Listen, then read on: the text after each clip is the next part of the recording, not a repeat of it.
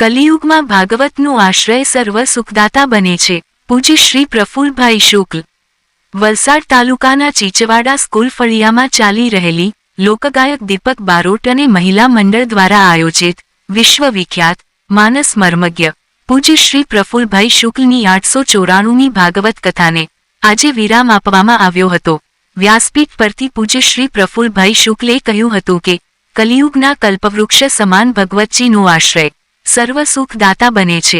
જો શ્રદ્ધાથી ભાગવતજીનું દર્શન શ્રવણ થાય તો અવશ્ય ફળ મળે છે. છેલ્લા 52 વર્ષથી હું એનો સાક્ષી છું. મારી કોઈ લાયકાત નથી, છતાં ભગવતજીએ મને સર્વસ્વ આપ્યું છે. જેની પર કૃપા રઘુનાથ કી હોય તો પર કૃપા કરે સબ કોઈ. આ જીવનમાં કાયમ અનુભવ્યું છે. સનાતન ધર્મમાં ભાગવત શિરમોર સદગ્રંથ છે. સ્વયં ભગવાનનું સ્વરૂપ છે. આજે દિહેણ હાઈસ્કૂલના પૂર્વ પ્રિન્સિપાલ શ્રી કેટી પટેલ ઉપસ્થિત રહીને પ્રાસંગિક ઉદ્બોધન કર્યું હતું. શ્રીમતી અમિતાબેન દેસાઈએ આભાર વ્યક્ત કર્યો હતો.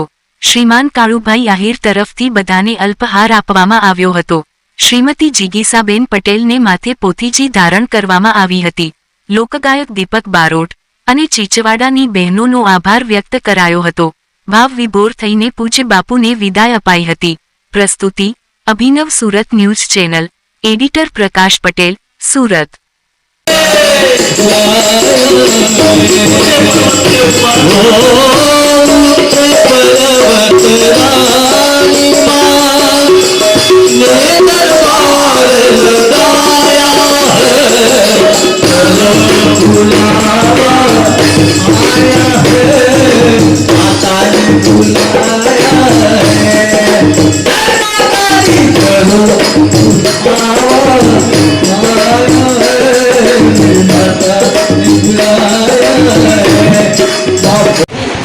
ચાલી રહી છે અને ભાગ્યશાળી માનું છું કે બાપુની જ્યાં પણ કથા હોય ત્યાં એક દિવસ જવાનું કંઈ યોગ સર્જાતો રહે છે.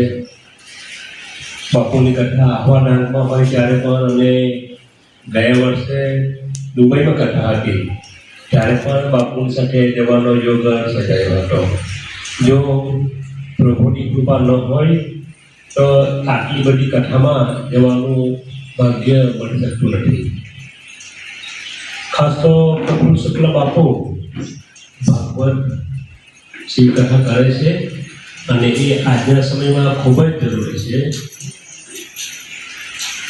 છેલ્લા થોડા વર્ષથી આપણે સનાતન ધર્મ અંગે વધારે જાગૃત થયા છે.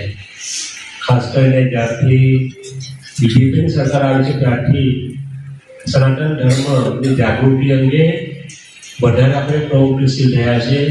એ પહેલાંના વર્ષો પહેલાં પૂજ્ય બાપુ કહે છે તે પ્રમાણે ફોરેનના દેશમાં આપણા ભગવાનનો કોઈ ફોટો પણ લઈ જવાતો ન હતો.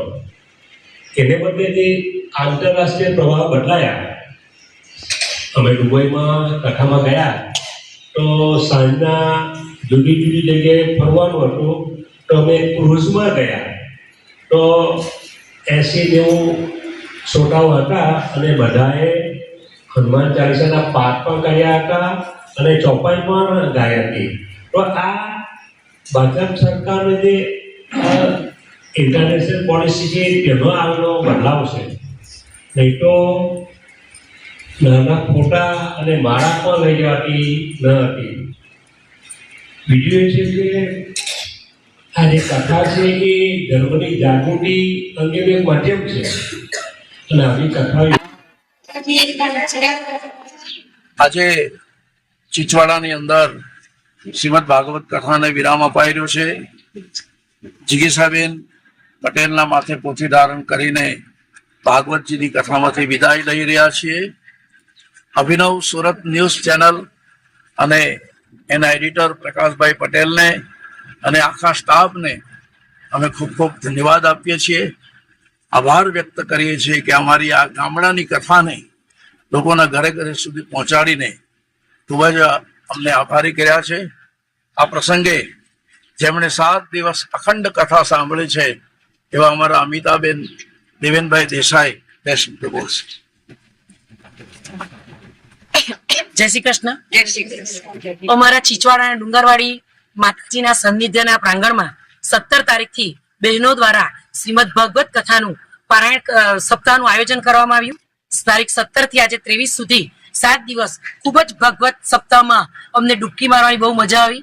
સાક્ષાત અમે મથુરામાં દ્વારિકામાં પહોંચી ગયા એવી અમને પૂજ્ય બાપુએ અનુભૂતિ કરાવી. શું બાપુનો જોમ જે યુવાનીમાં જોમ હોય એવો જ બાપુનો કથામાં અવિરત જોમ છે. કૃષ્ણ કનૈયાને પ્રાર્થના કરીએ બાપુનો અવિરત જોમ આવો ને આવો વહેતો રહે અને અમને સૌ ભક્તજનોને આવા ને આવા કથાના પ્રવાહમાં વહેવાતા રહે. હરિ અનંતા હરિ કથા અનંતા.